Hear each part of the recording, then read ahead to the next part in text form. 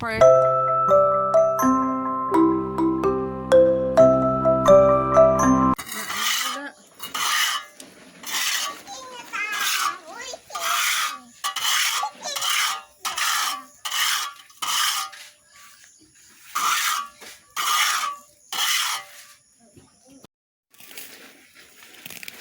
So, kunin ta lang yung mga damo dito para pag tayo ay naglagay ng skim coat is madaling lagyan.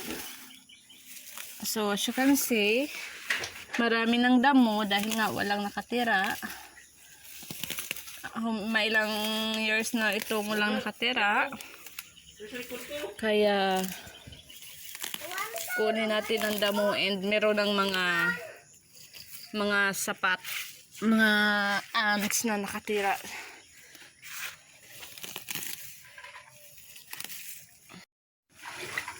So ito po yung ating 1 sack of skim coat and then i-mix po natin sa with yung water. So dyan tayo nag-mix. So haluin lang ng mabuti. Mix it well properly.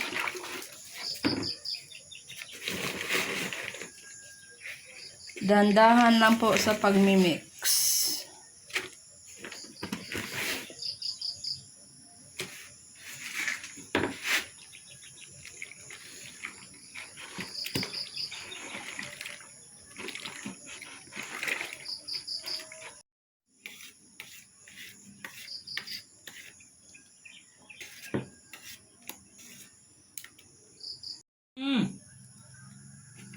Ayaw lang tiga.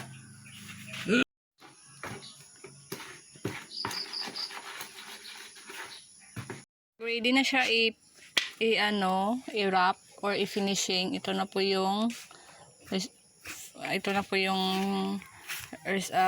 result niya. Ready to finishing na po ito pag ganito.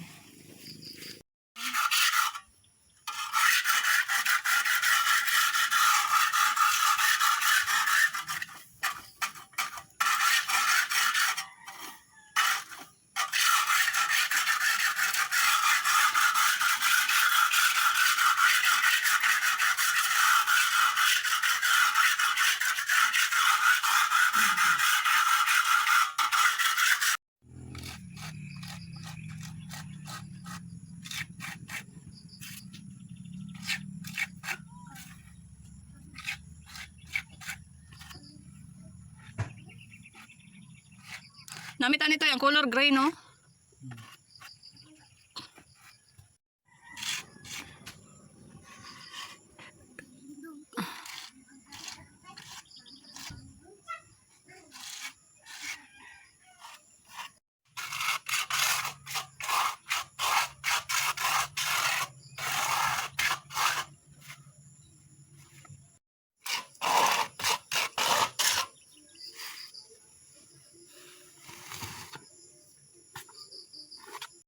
So, tapos na po tayo sa isang wall. Ito po ay first coat pa lamang po ito.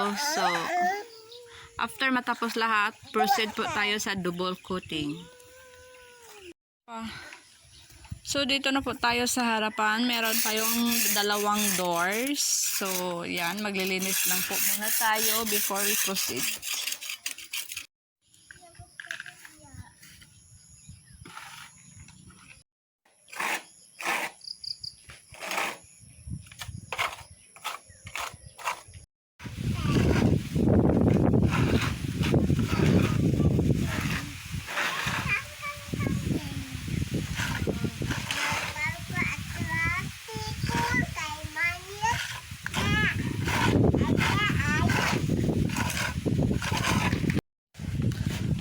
So, ito na po ang ating first coating. Okay, first coat po ito. And sa likuran, dyan sa likuran, hindi pa kami nag-apply ng first coat. Pakakulangin yung 1 sack dahil ito lang po yung natira. And proceed po tayo sa loob. So, for the next is sa loob na po tayo ng bahay.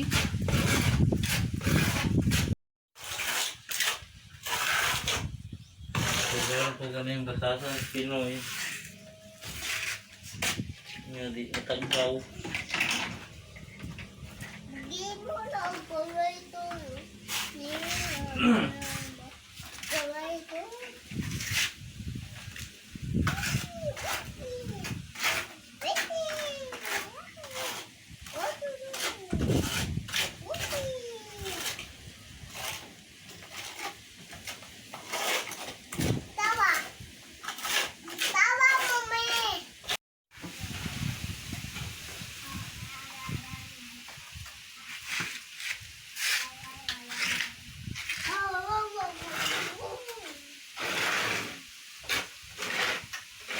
So, double coat na tayo.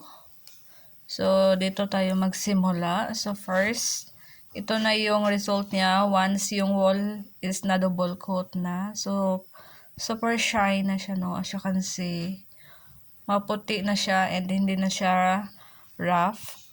And, dito naman sa harapan, yes, so, mag-double coat na din.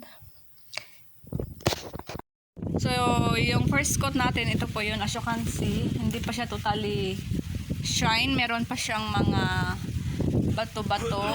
And napaka rough pa niya tingnan. So, ayan. Okay, double coat na. Ito na yun.